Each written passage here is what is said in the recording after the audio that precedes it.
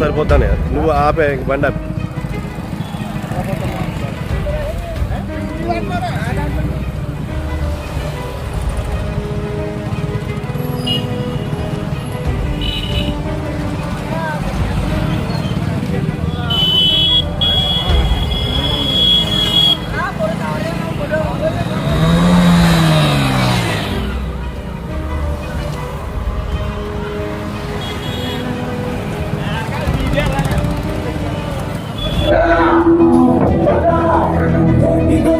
ముందుకు పెట్టండి అమ్మా, వెహికల్స్ అన్ని ముందుకు రండి.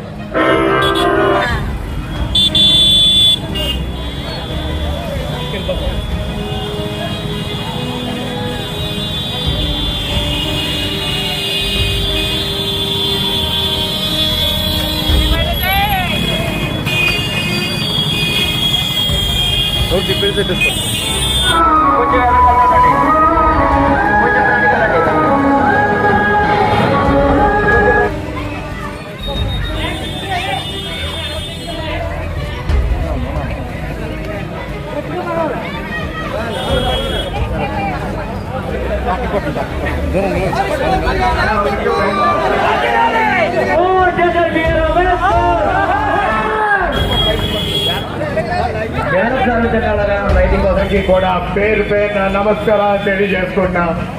ఈ రోజు మీరు చూస్తున్న ఉత్సాహం చూస్తుంటే ఖచ్చితంగా రేపన్నాడు ఇక్కడ ఎమ్మెల్యే అభ్యర్థిగా బండారు సత్యానందరావు గారు అత్యంత మెజారిటీతో గెలబోతున్నారనే నమ్మకం మీరిచ్చారు.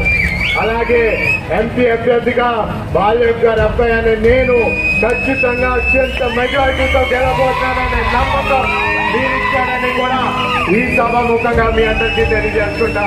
మీరందరూ ఈ 5 సంవత్సరాలు మీరు చూశారు ఏ విధంగా ఈ ప్రభుత్వం అధికారం రావడానికి ఓట్ల గురించి మీ అందరితో మాట్లాడడం జరిగింది. ఏదన్నా చేసి చూపిస్తామని చెప్పి మాట్లాడడం జరిగింది. కానీ అధికారంలో వచ్చిన తర్వాత ఏదన్నా వాళ్ళు ఇచ్చిన ఒక్క మాటని పూర్తి చేశారని కూడా ఈ సభాముఖంగా మీ అందరినీ అడుగుతున్నాం. ఆనాడు ఈయన మాట్లాడారు, అమరావతి అన్నారు, పోలవరం అన్నారు, మెడ వంచి స్పెషల్ కేటగిరీ స్టేటస్ తీసుకొస్తా అన్నారు. కానీ అధికారం వచ్చిన తర్వాత ఏ ఒక్కటి కూడా నెరవేర్చారు. ఆనాడు ఈయన ఒక మాట మాట్లాడారు, నా ఎస్సీలు అన్నాడు, నా ఎస్టీలు అన్నాడు, నా బీసీలు అన్నాడు. కానీ అధికారం వచ్చిన తర్వాత ఎక్కడైనా సరే ప్రజల పక్షాన పనిచేయడానికి కూడా ఈ సభాముఖంగా మేము అడుగుతున్నాం. ఎందుకంటే ఈ 5 సంవత్సరాలు దళితుల మీద ఎన్ని కేసులు పెట్టారో మనం ఒక్కసారి గుర్తించుకోవాలి.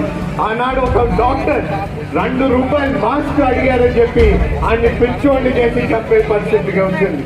అలాగే ఒక యువకుడు మాస్క్ పెట్టుకోలేదని చెప్పి అది కొట్టి చంపారు ఈ వైసీపీ ప్రభుత్వం. ఎక్కడో కాదు, ఇక్కడే రావులపాలెంలో గోపాలపురంలోని అంబేద్కర్ గారి ఫోటో రేట్ మీద పెట్టారని ప్రశ్నిస్తే వాళ్ళ మీద కేసులు పెట్టి 15 రోజులు రిమాండ్ పంపించడం జరిగింది. ఈ రోజు మిమ్మల్ని అడుగుతుంది ఒకటే, నిజంగా వీళ్ళు దళిత పక్షాన పనిచేసే ఈ వైసీపీ ప్రభుత్వం అవునా కాదా అనేది మిమ్మల్ని అడుగుదామనుకున్నా. ఎందుకంటే వీళ్ళు దళిత పక్షాన పనిచేయరు, వీళ్ళు బీసీల పక్షాన పనిచేయరు, వీళ్ళు ఎస్టీ పక్షాన పనిచేయరు. వీళ్ళు కేవలం ఏంటంటే అంబేద్కర్ గారు రాసిన రాజ్యాంగాన్ని ఎక్కడా కూడా కట్టుబడి ఉండరు. వీరు రాజారెడ్డి రాజ్యాంగానికి కట్టుబడి ఉంటారని కూడా ఈ సభాముఖంగా మీ అందరికీ తెలియజేస్తున్నా. సమీక్షించి యోగ్యమైన పరిష్కారానికి కృషి చేస్తాం. ఉద్యోగులకు మెరుగైన పిఆర్సీ